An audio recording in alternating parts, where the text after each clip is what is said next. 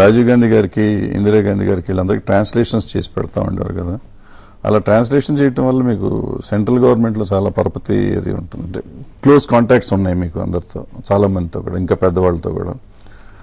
So ఇప్పుడు ఈ తెలంగాణ ఉద్యమం, ఈ గొడవ, ఇదంతా రాష్ట్రం ఇంత అతలాకుతలం అయిపోతుంది కదా. మీరు గతంలో ఇది కూడా చేశారు, సెపరేట్ ఆంధ్ర కోసం జయాంధ్ర ఉద్యమాన్ని కూడా మీరు నాయకత్వం వహించారు. ఇప్పుడు మరి ఎందుకు మీరు సమైక్యాంధ్ర అంటున్నారు? మీ ఇన్ఫ్లుయెన్స్ ఉపయోగించో లేకపోతే మీ మంచి మాటతనాన్ని ఉపయోగించి ఈ రాష్ట్రానికి ఒక మంచి మార్గం చూపించగలిగేవారు కదా, ఎందుకు చూపించలేకపోతున్నారు? ఇందులో మీరు చెప్పిన దాంట్లో మొట్టమొదటి ఏంటంటే, నా తల నెరిసిపోయింది అది చూసి, ఇందిరాగాంధీకి కూడా నేనే ట్రాన్స్లేటర్, జవహర్లాల్ నెహ్రూ ట్రాన్స్లేటర్. నేను చాలా మంది అడుగుతుంటారు. నేను రాజీవ్ గాంధీ గారికి ట్రాన్స్లేటర్ అండి, ఆయనే నాకు అఫీషియల్ ట్రాన్స్లేటర్ అని చెప్పి కాంగ్రెస్ పార్టీ తరఫున. ఎందుకంటే ఎయిర్పోర్ట్ లోకి వెళ్ళడానికి రానిచ్చేవారు కదా నన్ను, ఆయన వస్తుంటే. అక్కడి నుంచేమో రమ్మన్ కబుర్ వచ్చేది, ఇక్కడ లోపలికి వెళ్ళడానికి అక్కడ ఎప్పుడు తెలుగుదేశం రూలింగ్ కదా. అప్పుడు ఒక ఇది ఇచ్చాడు అనమాట, official interpreter of prime minister అని చెప్పి ఒక కాగితం ఇచ్చారు. ఆ కాగితం నుంచి నేను ఇంకా ట్రాన్స్లేటర్ ఉద్యోగం పర్మనెంట్ అయిపోయింది. సోనియా గాంధీ గారికి, రాహుల్ గాంధీ గారికి, వీళ్ళు కాకుండా నార్త్ నుంచి ఎవరు వచ్చినా, గులాం నబీ ఆజాద్ వచ్చినా, రాజేష్ పైలట్ వచ్చినా, మణిశంకర్ అయ్యర్ వచ్చినా, ఎవరు వచ్చినా సరే ఫస్ట్ చాయిస్ నాకే ఇస్తారు. నేను దొరకపోతే ఎవరిని చేసి ఉండొచ్చు, కానీ ఎక్కువ ట్రాన్స్లేటర్ గా ఇచ్చారండి. కానీ దానివల్ల కనెక్షన్లు పెంచుకుని, ఆ కనెక్షన్ల ద్వారా నేను ఎప్పుడు ట్రై చేయలేదు, ఆ చనువు పెంచుకునే ప్రయత్నం కూడా చేయలేదు. అంటే కనెక్షన్లు పెంచుకోవటంలో నా ఉద్దేశం వేరే కాదు. కనెక్షన్లు పెంచుకుని ఆస్తులు పెంచుకోవటాన్ని గురించి నేను మాట్లాడాలి. కనెక్షన్లు పెంచుకుని ఆ రాష్ట్రాన్ని బాగు చేయడానికి గురించి కదా. ఇప్పుడు తెలంగాణ ఎడ్యుకేషన్, ఇప్పుడు నాకు చిన్నప్పటి నుంచి పాలిటిక్స్ ఒక స్కూల్ ఎగ్గొట్టి అందరూ సినిమాకి వెళ్తారు. మేము స్కూల్ ఎగ్గొట్టి హిందీ యాజిటేషన్ లోను, స్టీల్ ప్లాంట్ యాజిటేషన్ లో స్కూల్ చదువుతున్నాం. కాలేజీలోకి వచ్చేటప్పటికి ఆంధ్ర యాజిటేషన్ వచ్చింది. సడన్ గా మీసా కింద బుక్ చేసి తీసుకెళ్లిపోయారు. ఒక 35 days వైజాగ్ జైల్లో. మా జైలు మేట్స్ ఎవరా అంటే పిన్నమనేని కోటేశ్వరరావు గారు, వడ్డే శోభనాద్రీశ్వరరావు గారు, ఐబి రామకృష్ణారావు గారు, ఈ రేంజ్ వాళ్ళందరూ సాయంకాలం అయ్యేటోటి కూర్చుని అసలు దేశ రాజకీయాలు అవి మాట్లాడుతుంటే నా ఏజ్ 18 years. ఇక ఆవేళ ఆంధ్ర యాజిటేషన్ అన్నప్పుడు అసలు హైదరాబాద్ లో ఎవరు లేరండి. ఆంధ్ర యాజిటేషన్ లో నా మీద పెట్టినటువంటి ఒక కేసు విత్డ్రా చేయలేదని నేను అప్పుడు తన్నీరు బుల్లే గారు అని చెప్పి మాకు ఎమ్మెల్సీ గారు ఉండేవారు, ఆయన్ని పట్టుకుని హైదరాబాద్ రావటం ఫస్ట్ 73 May June ఆ నెలలో వచ్చానండి. షరీన్ ఉన్నాడు ఇక్కడ, నెక్స్ట్ రాజగోపాల్ అని చెప్పి ఆయన ఎడ్యుకేషన్ సెక్రటరీ, ఆయనతో మాట్లాడించి నా కేసు తీయించి ఒక 5-6 కేసులు ఉంచేశారు. ఇవి గ్రేవ్ క్రిమినల్ కేసులని. అవి తీయించుకోవాలన్న ఉద్దేశంతో నేను జక్కంపూడి రామ్మోహన్ రావు కలిసి తన్నీర్ బుల్లే గారు తీసుకొచ్చాడు. అదే రావటం మేము ఫస్ట్ హైదరాబాద్. మాకు ఇక్కడ బంధువులు కానీ తెలుసున్న వాళ్ళు కానీ ఎవరు లేరు. ఈవేళ హైదరాబాద్ లో మా ఫ్యామిలీ మొత్తంలో మేము తప్ప, మా పెద్దనాన్నగారి పిల్లలు, మా చిన్నాన్నగారి పిల్లలు, మా మావయ్య పిల్లలు అందరూ హైదరాబాద్ లో సెటిల్ అయిపోయారు. ఇప్పుడు ఎందుకు ప్రత్యేక తెలంగాణ అన్నదాన్ని వ్యతిరేకించడం ఎందుకంటే, ఇక్కడ వాతావరణం అది జరగదనుకోండి, కానీ ఒక వాతావరణం ఎలా వచ్చిందంటే, తెలంగాణ రాష్ట్రం రాగానే ఇక్కడ ఉన్నటువంటి వాళ్ళందరినీ బయటికి పోమంటారు. ఈ హైదరాబాద్ లో ఉన్న ఇతర ప్రాంతాల నుంచి వచ్చి సెటిల్ అయినటువంటి జనం, ముఖ్యంగా ఆంధ్ర ప్రాంతం నుంచి వచ్చి సెటిల్ అయినటువంటి జనంకి అది నిజానికి జరిగేది కదా.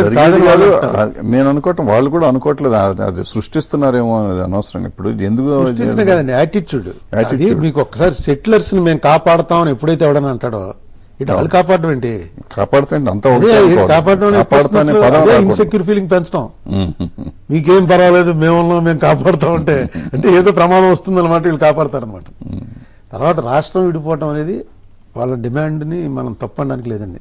ఎందుకంటే భారతదేశం ఏర్పడ్డాక అనేక రాష్ట్రాలు, మనమే ఆంధ్ర ఏర్పడ్డాం, మెడ్రాస్ నుంచి విడిపోయి, తప్పడానికి లేదు. కానీ ఈవేళ ఉన్న పరిస్థితుల్లో అసలు ఆ రోజున రాజ్యాంగంలోనే ఏం పెట్టారు, ఒక రాష్ట్రం విడిపోవాలంటే నిర్ణయం తీసుకోవాల్సింది పార్లమెంట్ అన్నారు, అసెంబ్లీ కాదు. అసెంబ్లీ నిర్ణయం అనేది అనవసరం అని చెప్పి మొన్న ఉత్తరప్రదేశ్ దాంట్లో, హరిద్వార్ దాంట్లో క్లియర్ గా సుప్రీంకోర్టు జడ్జిమెంట్ ఇచ్చింది. దీన్ని ఎక్కడ కలపాలి, హరిద్వార్ ని ఋషికేశ్ అన్న దాని మీద ఏదో ఇదైతే అసెంబ్లీ ఏకగ్రీవ తీర్మానం చేసింది, ఇది ఉత్తరప్రదేశ్ లోనే ఉంచాలని, ఉత్తరాంచల్కి ఇవ్వకూడదని. దాన్ని ఒప్పుకోలేదు సుప్రీంకోర్టు. మీరు ఊరికే పంపించడమే తప్ప, మీ రికమెండేషన్ పంపడం వరకే మీకు ఉంది తప్ప, ఆ రికమెండేషన్ ఖచ్చితంగా ఇంప్లిమెంట్ చేయాలని చెప్పేసి ఇంపోజ్ చేసే హక్కు మీకు లేదు. ఫైనల్ గా parliament has to take a decision అని. ఈవేళ పార్లమెంట్ లో డెసిషన్ తీసుకోవాలంటే మమతా బెనర్జీ గారికి అక్కడ గోర్ఖా గొడవ ఉంది, గోర్ఖా ల్యాండ్ ఇమీడియట్ గొడవ స్టార్ట్ అవుతుంది.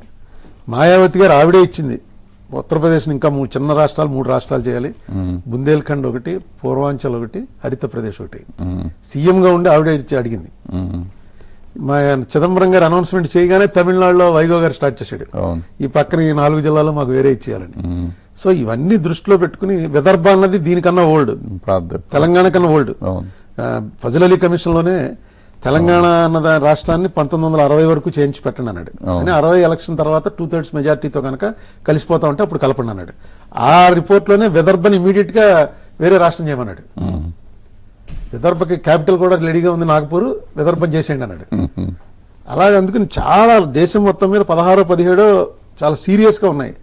వాటన్నిటినీ కూడా అదే నేను ఒకసారి కేసీఆర్ గారికి కూడా పిలిచి ఆయనకి ఒక మీడియా ద్వారానే కోరాను. ఇక్కడ ఉద్యమం, మీ ఎలక్షన్లు జరిగినవి, ఇక్కడ వచ్చినటువంటి రిజల్ట్లు ఇవన్నీ బట్టి ఏం తెలిసిందంటే తెలంగాణ ప్రత్యేక రాష్ట్ర కాంక్ష ప్రజల్లో బలంగా ఉంది అన్నది తెలిసింది. మీరు వెళ్ళి ఇది ఎక్స్ప్లెయిన్ చేయండి అన్ని పార్టీల వాళ్ళకి. మీరు ఎంపీ ఢిల్లీలో సీను ఢిల్లీకి మార్చేయండి, ఎందుకంటే అక్కడ పార్లమెంట్ లో జరగాలి. ఇది పార్లమెంట్ జరగాలంటే అక్కడికి వచ్చి అన్ని పక్షాలతో చెప్పండి, అమ్మ మీ దానికి మా దానికి సంబంధం లేదు, మీ గోర్ఖాలానికి దానికి మాది ఎప్పటి నుంచో 1956 నుంచి ఉంది, మీరు కోఆపరేట్ చేయండి అని మమతా బెనర్జీతో మాట్లాడాలి, ములాయం సింగ్ యాదవ్ ఎవరైతే తప్పు వచ్చేస్తున్నారో ములాయం సింగ్తో మాట్లాడాలి, శరద్ పవార్తో మాట్లాడాలి.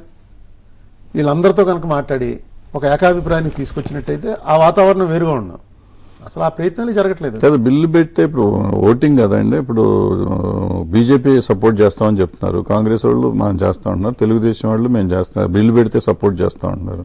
నిజంగా బిల్లు పెడితే వీళ్ళందరూ ఓట్ చేస్తే గెలవదు, బిల్లు నెగ్గుతుంది అంటే మామూలుగా. అంటే మీకు ఈ యాక్టివ్ రాజకీయాల్లో అంత పరిచయం లేదు కాబట్టి బిల్లు పెట్టాలంటే ఫస్ట్ ఈ క్వశ్చన్ ఎవరి ఉద్దేశమే సార్, సామాన్యుడికి అర్థం కావట్లేదు. ఏంటో బిల్లు పెట్టాలంటారు, అందరం మేము రెడీ అంటారు, ఎందుకు పెడతలేదు అనేది మాకు అర్థం కావట్లేదు. తెలుసుకుంటానికి అసలు ప్రజా ప్రశ్న కూడా ప్రజలు డౌట్లు ఇవ్వండి. బిల్లు పెట్టడం అంటే మొట్టమొదట ప్రెసిడెంట్ కి కేబినెట్ అడ్వైస్ చేయాలండి. ఏమనంటే ఇలా తెలంగాణ బిల్లు ప్రవేశపెట్టండి అని. ప్రెసిడెంట్ కేబినెట్ అడ్వైజ్ ని పూర్తిగా పాటించవలసిందే. ప్రెసిడెంట్కి ఇంకో ఆల్టర్నేటివ్ లేదు. పూర్వం క్వీన్ ఉన్నప్పుడు క్వీన్కి ఏ అధికారాలు ఉండేవో ఇండియన్ ప్రెసిడెంట్కి అదే అధికారాలు. కేబినెట్ ఎవరండి మంది? కాంగ్రెస్ కాదండి, యూపీఏ. ఈ యూపీఏకి ఎవరెవరు సపోర్ట్ ఇస్తున్న వాళ్ళు ఇందులో ఉన్నవాళ్ళు మమతా బెనర్జీ, శరద్ పవార్, వీళ్ళిద్దరూ చాలా బలంగా. శరద్ పవార్ ఇక్కడికి వచ్చి తెలంగాణలో మీటింగ్ పెట్టి తెలంగాణను సపోర్ట్ చేసిన శరద్ పవార్ ఈవేళ అపోజ్ చేస్తున్నాడు. శరద్ పవార్, మమతా బెనర్జీ ఇద్దరు కూడా లోపల ఉన్న వాళ్ళిద్దరూ గట్టిగా అపోజ్ చేస్తున్నారు. బయట నుంచి సపోర్ట్ ఇస్తున్న ములాయం సింగ్ గట్టిగా అపోజ్ చేస్తున్నాడు. ఎట్టి పరిస్థితిలో ఒప్పుకోనండి. ఎప్పుడైతే మీరు కేబినెట్ లో ఈ ప్రపోజల్ పెట్టారో ముందు యూపీఏ ప్రభుత్వం కూలిపోతుంది. వాళ్ళిద్దరూ ఒప్పుకోరు కదా. అంటే కేబినెట్ తీర్మానం చేసి ప్రెసిడెంట్ కి పంపే పరిస్థితి ఇవాళ లేదు. కేబినెట్ తీర్మానం చేయకుండా మీరు బిల్లు ప్రవేశపెట్టడం అంటే అది వాళ్ళకి తెలియక కాదండి. అపోజిషన్ వాళ్ళు పెట్టకూడదు, బిల్లు పెడతారు, ప్రైవేట్ ఇది ఉంటుంది, ప్రైవేట్ బిల్లు పెడతారు, పెడతాం అంటుంటారు. కానీ ప్రైవేట్ బిల్లు మీద ఏకాభిప్రాయం తీసుకురావడం అనేది చాలా కష్టం అండి.